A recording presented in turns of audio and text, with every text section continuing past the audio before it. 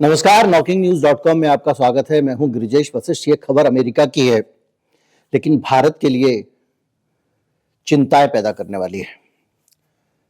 America के Missouri प्रांत में एक ऐसे लड़के को पुलिस ने छुड़ाया है जिसकी कई जगह से हड्डी टूटी हुई थी, अनेक स्थानों पर चोट के निशान थे, उसका मानसिक संतुलन भी गड़बड़ाया हुआ था और उसको एक तल घर के अंदर बंद करके रखा जाता था। नियमित पीवीसी के डंडों से उसकी पिटाई होती थी और वो लड़का भारत का रहने वाला था और भारत से पढ़ाई करने के लिए इंजीनियरिंग की अमेरिका गया था। आज हम इस लड़के के बारे में पता करेंगे, बताएंगे कि किस तरह से ये आदमी इसका शिकार हुआ। 3 लोग इसमें गिरफ्तार भी हुए हैं और आपको इसके साथ ही आपके दिमाग में बहुत सारे शुभचिंतकों, रिश्तेदारों की शायद तस्वीरें घूम जाएं। कहीं मत जाइए, चैनल को सब्सक्राइब कर लीजिए। मैं अभी हाजिर हुआ।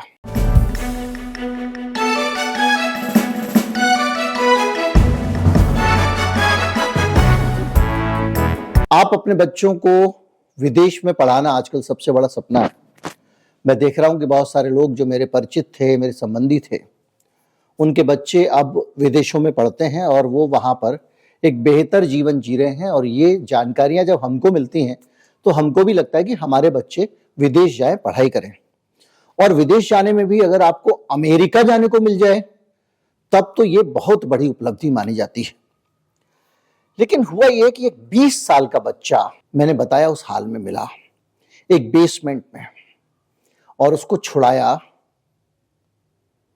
आसपास के लोगों ने, पड़ोसियों ने। 7 महीने से वो आदमी इसी तरह से एक बेसमेंट में बंद था। उससे रोज काम कराया जाता था, उसको सिर्फ 3 घंटा सोने के लिए मिलता था। काम क्या कराया जाता था?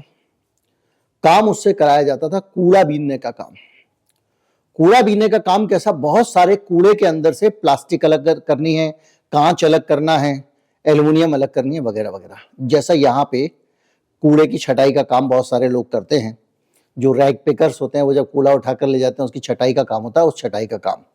और जब वो दाएं बाएं करता था तो उसकी पिटाई होती थी। 3 लोगों को इस मामले में गिरफ्तार किया गया है। एक वेंकट आर सत्तारू है, 35 साल का। श्रवण वर्मा पेनुमेचा है, 27 साल का।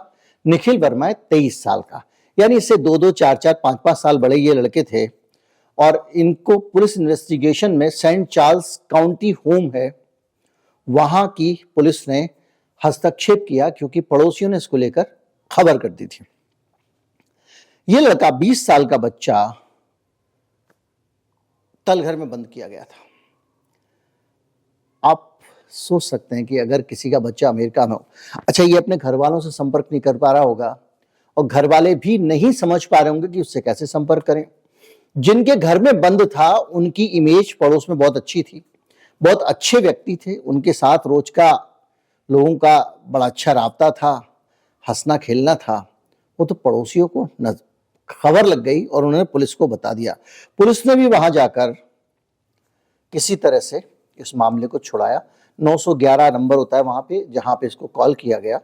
और मेडिकल कंडीशन जो बताई जा रही है इस विक्टिम की, उसमें मल्टीपल बोन फ्रैक्चर है, कई जगह से हड्डी टूटी हुई है और लैक्रेशंस हैं, यानी मांस फटा हुआ है और पूरे शरीर में चोट के निशान है।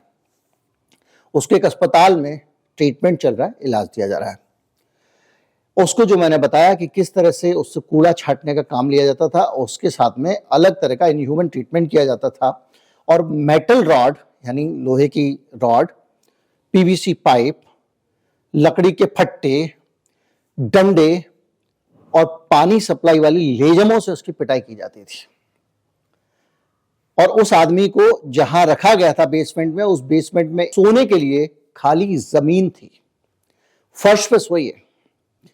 अब आप किसी को भी क्रूर कहते हो, किसी देश के लोगों को क्रूर कहते हो, किसी धर्म के लोगों को क्रूर कहते हो, लेकिन सच ये है कि ये तीनों लोग भारत के ही लोग थे।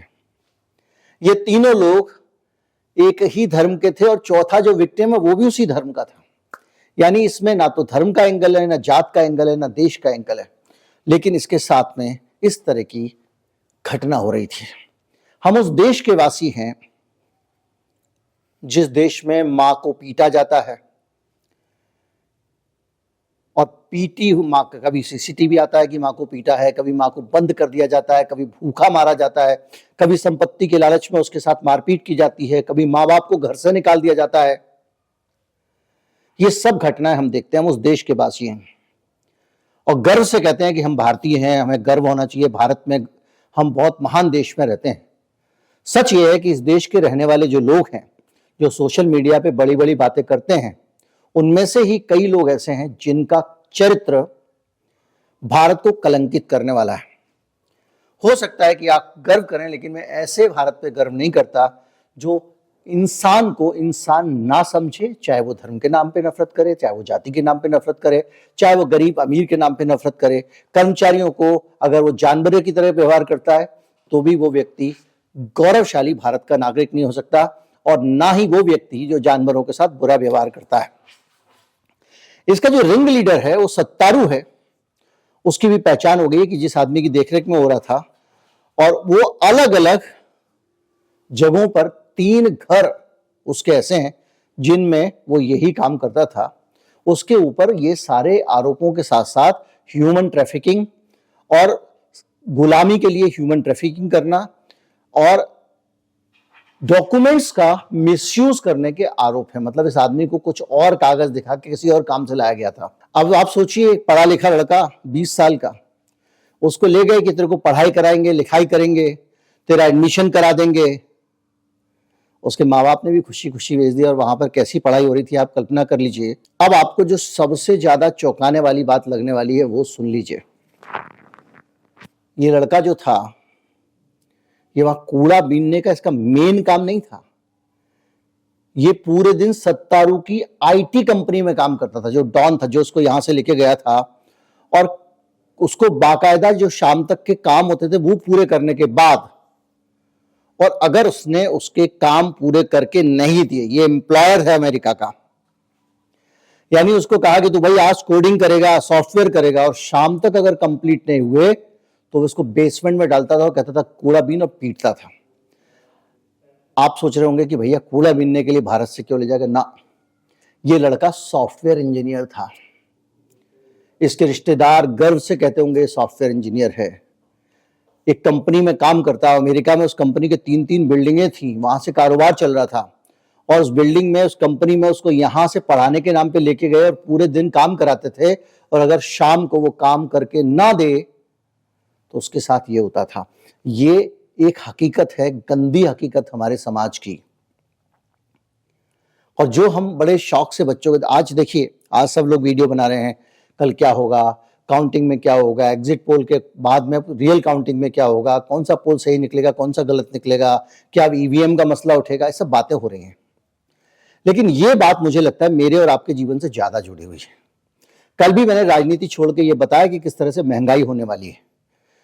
मुद्दे वो उठाने चाहिए जो हमारे काम के हैं, रोटी, कपड़ा, मकान, रोजगार, शिक्षा, स्वास्थ्य, और इन सब चीजों के अलावा कुछ भी है वो छोटी प्रायोरिटी पे आना चाहिए।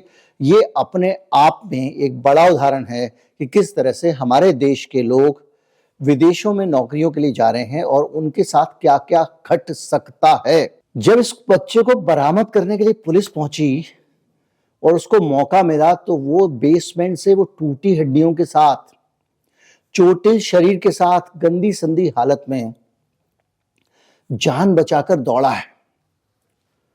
उसको लगा कि ये पुलिस भी मेरे साथ कुछ गलत करने वाली है। बड़ी मुश्किल से उसको काबू किया जा सका। आप काश की उसकी तस्वीरें मैं आप तक पहुंचा सकता, मैं उस बच्चे के फोटो आपको दिखा सकता, मैं आपको बता सकता कि किस हाल में वो रहता था। कुछ ऐसा रिपोर्ट नहीं हुआ, और अमेरिका में मैं रिपोर्टिंग करता नहीं हूं। ये सारी चीजें को लेने के बाद वहां की सरकार ने एक कम्युनिटी अवेयरनेस प्रोग्राम चलाया है और लोगों से कहा है कि जरा आंखें खुली रखें भैया, और 911 पर बचाए कि इस तरह के बच्चे कहीं पे कोई फंसे हुए तो नहीं है। उम्मीद करता हूं ये खबर आपको कहीं ना कहीं अंदर तक छू गई होगी।